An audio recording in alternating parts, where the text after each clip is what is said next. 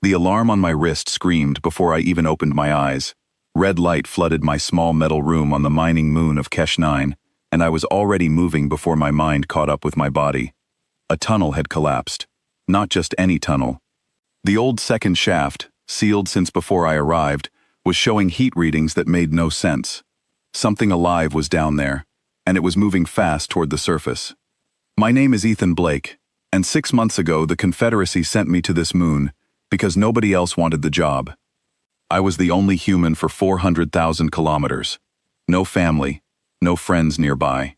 Just me, a mining relay built for 12 people, and an artificial voice named Pell that talked to me because there was nothing else that would. I grabbed my suit and ran. The corridor lights flickered as I passed, and the ground shook once, hard enough to throw me against the wall. Something under Kesh 9 was awake, and it was angry. "Ethan, the heat signature is rising fast," Pell said through my earpiece. "I recommend you turn back." I did not turn back. I had spent 6 months doing what I was told, following every safe and boring order the Confederacy gave me, and something in my chest told me that whatever was under that tunnel needed help right now, not in an hour, not after a committee decided what to do. The tunnel entrance was cracked open like an egg. Steam rose from the broken rock, and a low growling sound echoed from deep inside. 3 different voices crying out at once. I climbed over broken stone, my boots slipping on wet metal, my light cutting through the dark. Then I saw them. 3 small creatures, each about the size of a large dog, tangled together in a pile of broken shells. Their scales were black and copper, shining even in the dim light. Their wings were still wet and folded tight against their bodies. And their eyes, when they turned to look at me, were bright gold, wide with fear. I knew what they were the second I saw the shape of their heads. Velgrathi, a species from the far edge of known space, protected by strict Confederacy law, because their parents were among the most dangerous creatures ever recorded. Full-grown Velgrathi could melt solid rock with their breath and crush a mining shuttle without slowing down. And here I was, standing in front of 3 babies with no adult anywhere near them. The ground shook again. A support beam above me groaned and dropped a shower of dust. If I did not act fast, the whole tunnel would come down on top of us. "Pell, I need extraction rope, now," I said, already moving toward the smallest of the 3, who had gotten its leg trapped under a broken piece of shell. "Ethan, that species is under direct contact restriction. Confederacy law states clearly that humans must maintain distance from Velgrathi at all stages of life. They're going to die if I don't move them," I said, pulling the shell fragment away and lifting the smallest creature into my arms. It was warm, shaking, and it made a sound like a cat crossed with a bell, high and worried. The moment I held it against my chest, it stopped shaking completely. I did not have time to think about laws. I grabbed the second one, tucking it under my other arm, while the third one clamped its small teeth gently onto the sleeve of my suit and refused to let go. Together, the 4 of us moved back through the collapsing tunnel, rocks falling behind us with every step, dust filling the narrow space until I could barely see my own hands. We broke into open air just as the tunnel entrance caved in completely behind us, sealing shut with a sound like thunder. I fell to my knees in the dirt outside the relay, my chest heaving, 3 baby dragons pressed against me, all of them silent now, all of them staring up at me like I had personally saved their entire world. In a way, I had. I carried them inside, cleaned the dust from their scales with warm water, and set them down gently on a folded blanket in the corner of the mess hall, a room built for 12 people that had been empty and quiet for 6 long months. For the first time since I arrived on Kesh 9, that room did not feel empty at all. I called it in immediately, just like I was supposed to. Pell sent the message up the chain to Confederacy Command. Unauthorized Velgrathi hatchlings found without adult supervision, requesting instructions. The answer came back 9 hours later. Maintain distance. Do not allow bonding. Retrieval team will arrive in 14 days. 14 days.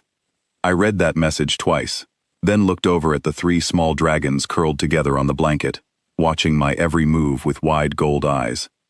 Maintain distance sounded easy on a screen. It was not easy in a room where 3 living creatures needed food, warmth, and someone to simply stay close by. I did not know it then, but Velgrothy hatchlings bond to the first warm, moving thing that stays near them during their first hours of life. It is not a habit that can be trained away. It is written into their biology, deeper than instinct, deeper than fear. And by the time I learned this fact, it was already far too late. I named them without meaning to. The biggest one, bold and always first to explore, I called Nova. She had copper marks along her spine that caught the light whenever she moved. The middle one, curious and always testing the edges of everything, I called Blaze, and the smallest, the one who had been trapped under the shell, the one who calmed the moment I held her, I called Ivy, because she seemed to wrap herself around everything and everyone, refusing to let go. For the first 3 days, I barely slept. Nova figured out how to climb onto the storage shelves and knocked down half my supplies before I built a barrier out of crates. Blaze chewed through a coolant cable, and Pell had to run emergency repairs while I stood there holding my breath, waiting to see if the whole relay would lose power. Ivy cried every single time I left the room, even for a few minutes, so I started carrying her against my chest wherever I went, her small heartbeat matching mine. By the end of the first week, something strange had happened to me. The silence that used to fill every corner of the relay was gone. I found myself talking out loud constantly, not to Pell, but to 3 creatures who could not yet understand a single word I said, telling them about the stars outside, about the mining work I did during the day, about anything at all, just to fill the space with sound. On day 9, the ground shook again, harder than before, and this time, it was not coming from underground, it was coming from the sky. "Ethan, I am detecting an unidentified ship entering orbit," Pell said, urgency sharp in her voice. "It does not match any known Confederacy design." I ran to the observation window in time to see a dark shape cutting through the clouds above Kesh 9, moving too fast, too low, clearly not planning to land gently.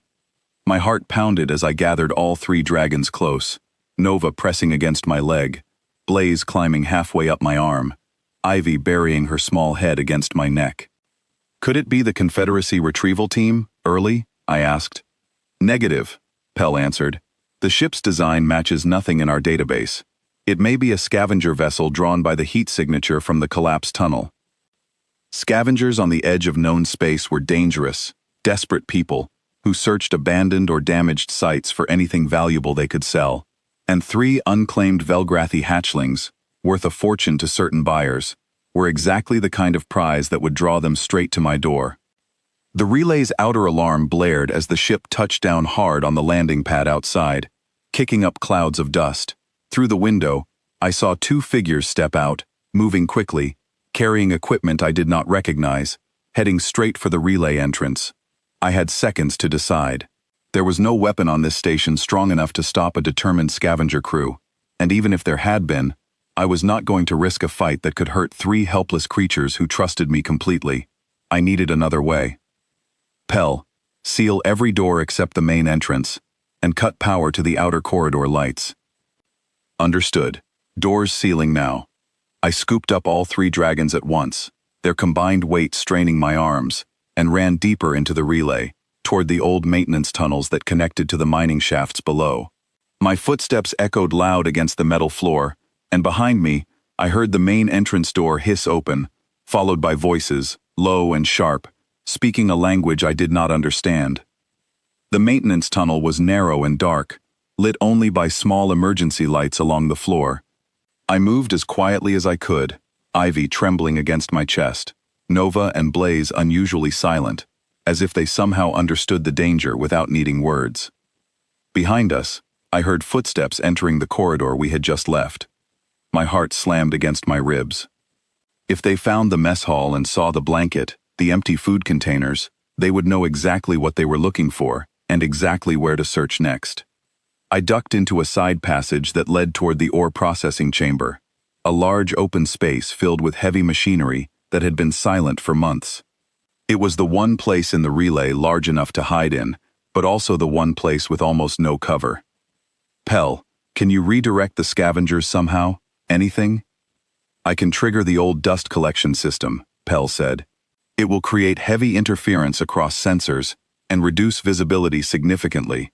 but it will also alert them that someone is actively hiding. Do it. We need every second we can get. A low mechanical groan filled the relay as ancient equipment came back to life, filling the corridors with thick clouds of fine gray dust.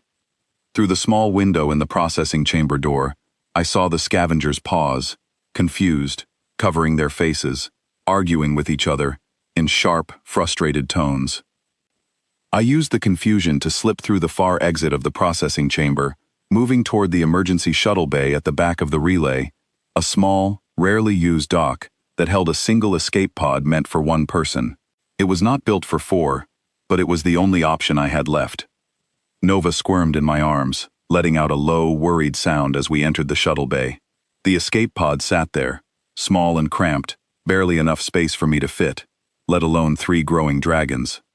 I set them down for a moment, my arms shaking from the effort, and looked at the 3 sets of gold eyes staring up at me, full of trust I had done nothing yet to fully earn.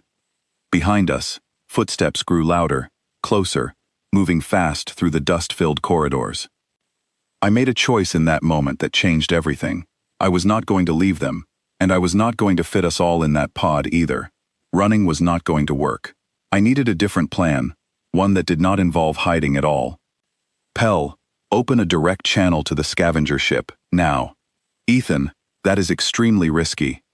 Do it anyway.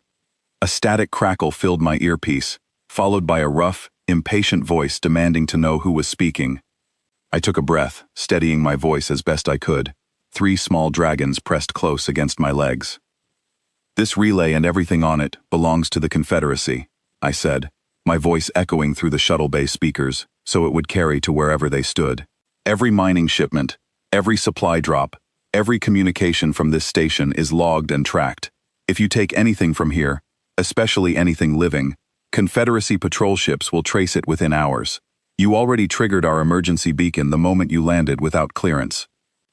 There was a long pause on the other end. I had no idea if any of what I said was even true, and my hands were shaking so hard I nearly dropped my earpiece. Ethan, a Confederacy patrol vessel, actually is 11 minutes from this system, Pell said quietly in my other ear. I did send an automatic distress signal when the unidentified ship entered orbit. Relief flooded through me so fast I nearly laughed out loud. I had been bluffing, and it turned out I was telling the truth without even knowing it. The voice on the other end cursed sharply, and moments later, I heard fast footsteps retreating back toward the main entrance, followed by the roar of engines starting up outside. Through the small window, I watched the dark ship lift off the landing pad, tilting sharply as it climbed back into the clouds and vanished from sight. I sank down onto the floor of the shuttle bay, all 3 dragons immediately climbing into my lap, Nova pressing her head against my chest, Blaze wrapping himself around my arm, Ivy curling up under my chin. For a long moment, none of us moved. My heart was still racing, but for the first time since the alarm had woken me that morning, the danger was finally gone. The Confederacy patrol ship arrived exactly 11 minutes later, just as Pell had promised, but it was not carrying the retrieval team I expected. Instead, a single officer stepped off the ship, a woman named Lauren, calm and steady, carrying a datapad full of questions about the scavenger ship, and almost none about the 3 dragons sitting quietly beside me. "You're lucky," she said, looking around the dusty shuttle bay. "Scavenger crews usually don't leave without a fight." "They didn't know how close your ship actually was," I said. Lauren studied the 3 dragons for a long moment, her expression unreadable. "The full retrieval team isn't due for another 5 days. Command wants to keep monitoring the bonding situation before making a final decision." "Bonding situation," I repeated. "You held them within the first hours of hatching," she said. "Velgrathi biology locks in an imprint almost immediately. It's rare, since adults are always present for hatching in the wild. Nobody expected a scenario like this to happen." I looked down at the 3 small shapes curled around me, none of them showing any sign of wanting to move even an inch away. Somewhere deep inside, I already understood what Lauren was about to say next, before she even said it.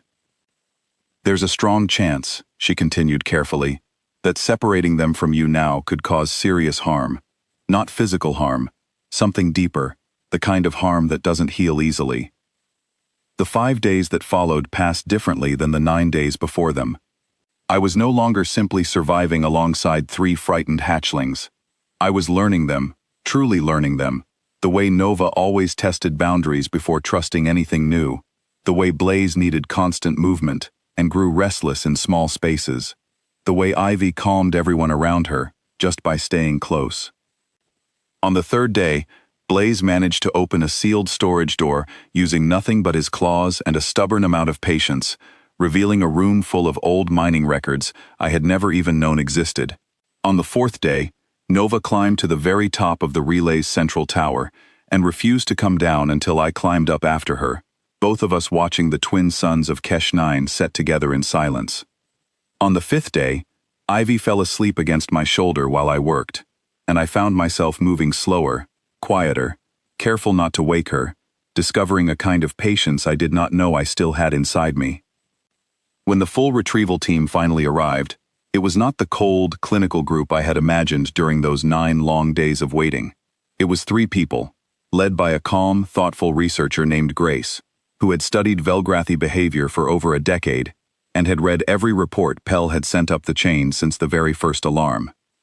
Grace watched the 3 dragons follow me across the landing pad without a single command, watched Ivy refuse to leave my side even when offered food by someone else, watched Nova position herself protectively between me and the unfamiliar strangers.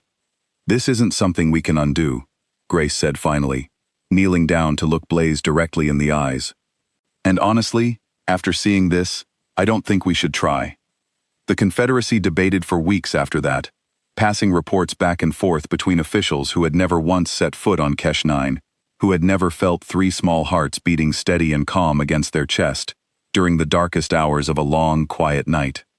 But in the end, biology decided what no committee could argue against. The bond was real, permanent, and breaking it would cause harm far greater than any rule about maintaining distance. My assignment on Kesh 9 changed from a simple mining post to something entirely new.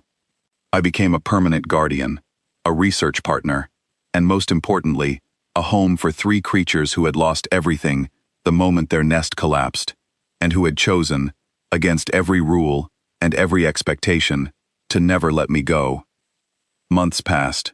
Nova grew taller than the storage shelves she once loved to climb. Blaze learned to fly in short, clumsy bursts across the landing pad, always landing closer to me than he needed to. Ivy stopped needing to be carried, but she still curled up beside me every single night, her steady breathing the last sound I heard before sleep, and the first sound I heard when I woke. The relay that once felt like a tomb built for 12 empty rooms now felt full, alive, loud with the sound of wings and claws and voices that had grown from frightened cries into something closer to laughter. I had come to Kesh 9 as the loneliest man in the outer reach, sent to a forgotten moon, because nobody thought anyone would miss me if something went wrong.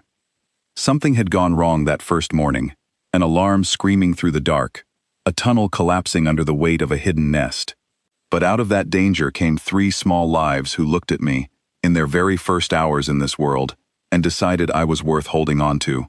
They were right to hold on, and I was never letting go either.